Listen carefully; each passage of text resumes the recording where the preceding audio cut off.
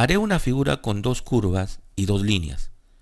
La curva que usaré será del tipo ranura, con control de vértices. Voy al grupo de funciones líneas y activo la función. Hago clic en el primer punto y luego hago clic en el segundo punto. Y observe, ya tengo la primera parte de la curva, con el tercer punto flotando. Además, se muestra un pequeño menú para terminar la curva o para dibujar otra curva del mismo tipo y continuar la que estoy haciendo.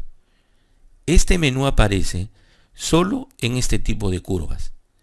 El signo de suma se usa para dibujar varios tramos de este tipo de curva. Haré clic en el tercer punto, tratando de que la curva se forme por la parte central de los dos últimos puntos. Haré un cuarto punto y un quinto punto. Y luego haré clic en el signo suma, porque voy a crear otra curva de dimensiones diferentes, pero en otro lado, en la parte de abajo. Esta curva la voy a construir con 5 puntos. Así que empezaré punto 1, 2, 3, 4 y 5.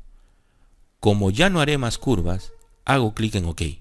Ahora activaré la función para dibujar dos líneas. Voy a usar estas dos líneas para unir los extremos de estas dos curvas y generar una figura cerrada. Me acerco al primer punto y busco la coincidencia. El punto debe cambiar de color. Hago clic y me voy al otro punto. Busco la coincidencia y hago clic. Y observe, la función se ha suspendido. El programa ha detectado que son extremos terminales, pero la misma función sigue activa. Así que voy a crear otra línea en los otros extremos. Los uno y ya tengo la figura cerrada. Solo me queda terminar con la función.